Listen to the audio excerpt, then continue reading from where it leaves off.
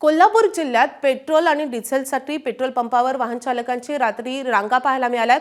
Petrol diesel संपणार असल्याच्या भीतीने लोकांनी मोठी गर्दी केली होती। भुदरगड आणि कागल तालुक्यात रात्री उशिरापर्यंत रांगा पाहायला मिळाल्या।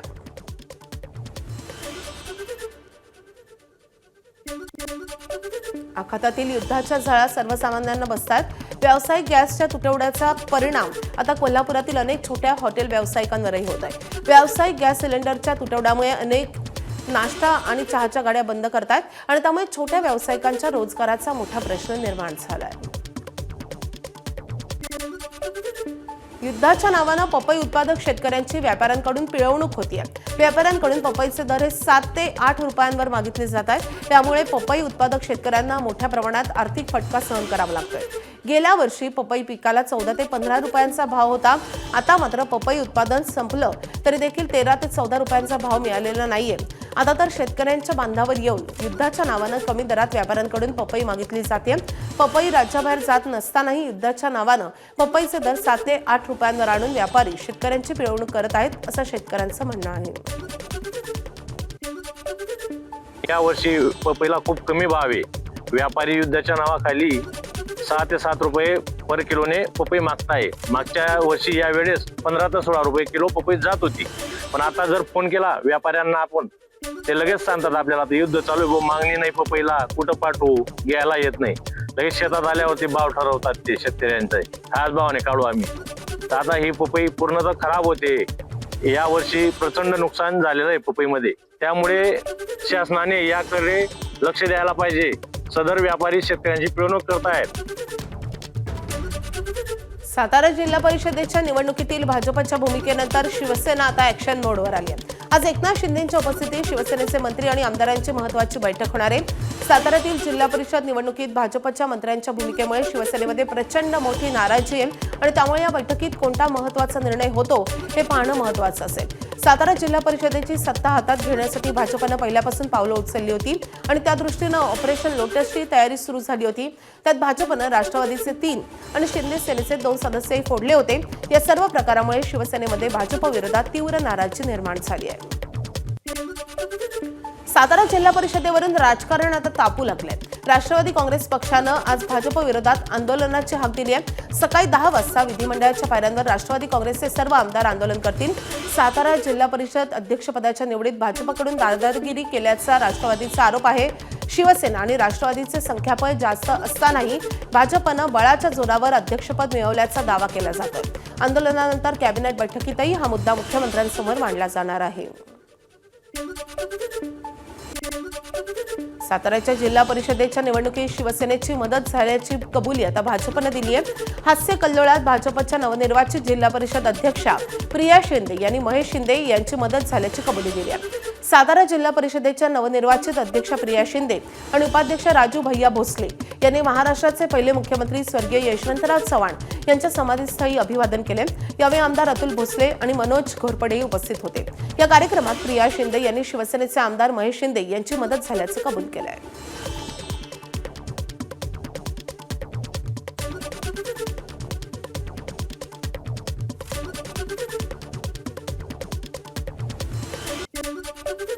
राज्य विधिमंडळाच्या अर्थसंकल्पीय अधिवेशनात आजचा दिवस अत्यंत महत्त्वाचा आहे। विधान परिषदेच्या 9 आमदारांचा आज निरोप समारंभ पार पडणार आहे। या 9 आमदारांचा कार्यकाळ आगामी मे महिन्यात पूर्ण होतोय। मात्र पुढील अधिवेशन होण्यापूर्वीच त्यांची मुदत संपत असल्यानं आजच्या अर्थसंकल्पीय अधिवेशनातच या सदस्यांना सभागृहात अधिकृतरित्या निरोप दिला जाईल।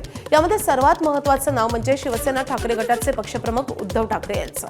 त्यांच्यासोबतच विधान परिषदेचे उपसभापती नीलम गोरे, राष्ट्रवादी शरदचंद्र पवार पक्षाचे प्रदेशाध्यक्ष शशिकांत शिंदे, काँग्रेसचे राजेश राठोड आणि राष्ट्रवादीचे अमोल मिटकरी यांचा कार्यकाळ आज संपतोय। दरम्यान भाजपचे सर्वाधिक 4 आमदार आज निरोप घेतील।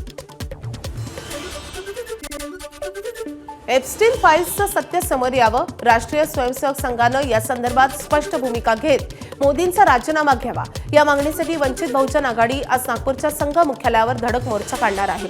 संविधान चौकात वंचितचे कार्यकर्ते जमतील, तिथे पक्षातील नेते आणि या मोर्चाला पाठिंबा देणाऱ्या काँग्रेस, आम आदमी पक्ष आणि भारतीय कम्युनिस्ट पक्षाचे नेते मार्गदर्शन करतील। त्यानंतर वंचित बहुजन आघाडी आणि इतर पक्षाचे नेते हे आंदोलनात सहभागी होतील आणि हे कार्यकर्ते संघ कार्यालयाच्या दिशेने जातील।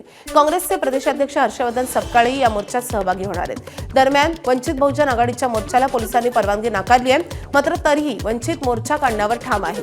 संविधान चौकातून आढावा घेतलेला आहे आमच्या प्रतिनिधींनी। आज नागपूरमध्ये एप्स्टीन फाईलच्या विरोधामध्ये भारत मुक्ती मोर्चा आणि वंचितच्या वतीने RSSच्या विरोधामध्ये मोर्चा काढण्यात येत आहे।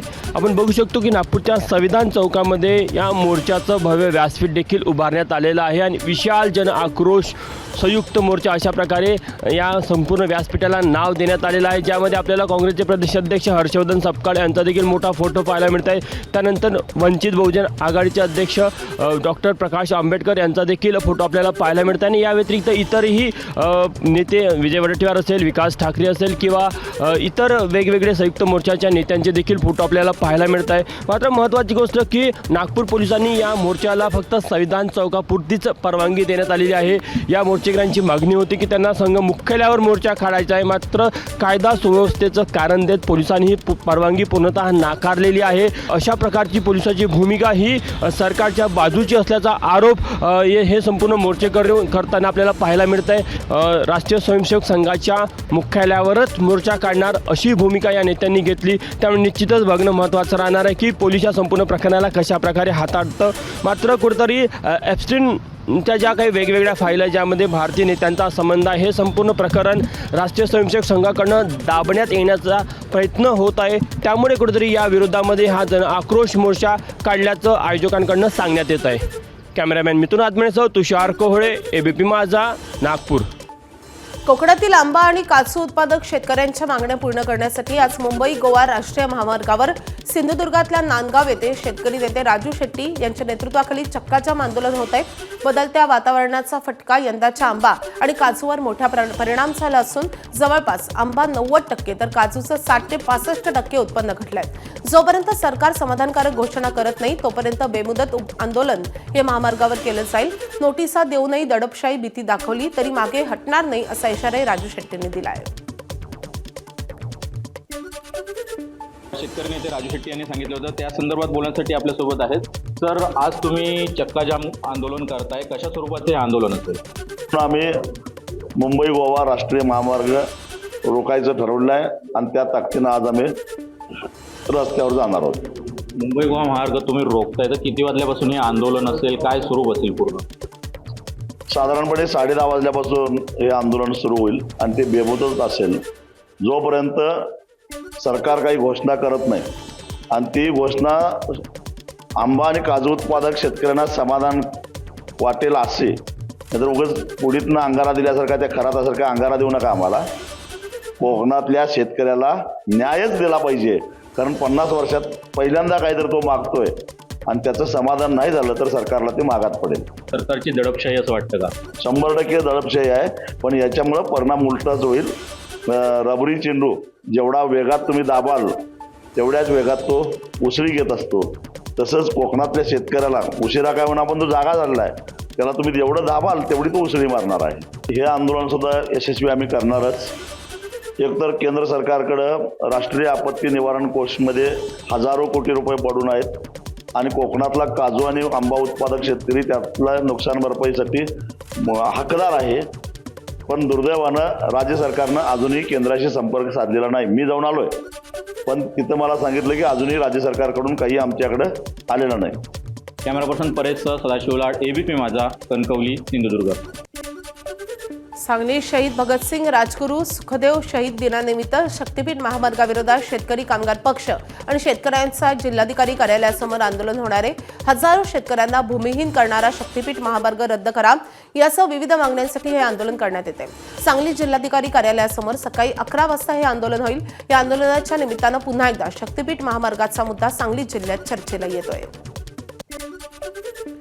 नाशिकचा पैलवान हर्षवर्धन सदगीरनं यंदाच्या महाराष्ट्र केसरी कुस्ती स्पर्धेची मानाची गदा पटकावली आहे। 68वी महाराष्ट्र केसरी स्पर्धा यंदा पुण्याच्या वाघोलीत पार पडली आहे। या स्पर्धेत गादी विभागातून हर्षवर्धन सदगीर आणि माती विभागातून सोलापूरचा महेंद्र गायकवाड हे जेतेपदाच्या लढतीसाठी आमनेसामने आले होते.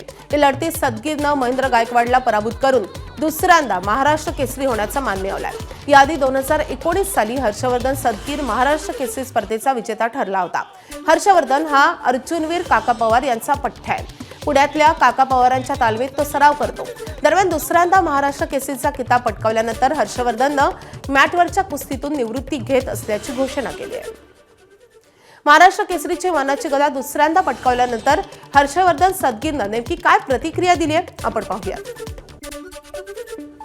डबल महाराष्ट्र केसरी हर्षवर्धन आपल्या सोबत आहे. हर्षवर्धन, काय सांगायचंय, आज हा मोठा दिवस आहे तुझ्यासाठी? खरं तर मी 2019-20ला महाराष्ट्र केसरी झालो होतो. माझं स्वप्न पूर्ण झालं होतं, पण मी अशा परिस्थितीतून आलोय. मला एक सरकारकडून गरज होती शासकीय नोकरीची. ती नोकरी शासनाने मला दिली नाही. मला दुःख होतं की मला संपल्यामध्ये जमा केलं होतं, पैलवान नाही म्हणून जमा केलं होतं काही लोकांनी. मी आज काका पवारांच्या तालमीसाठी मी इंतिनी करून दाखवला आणि आज खुशीमध्ये मी आज माझ्या मॅचच्या कुस्तीची रिटायरमेंट घेतली. एबीपी माझा, उघडा डोळे बघा नीट.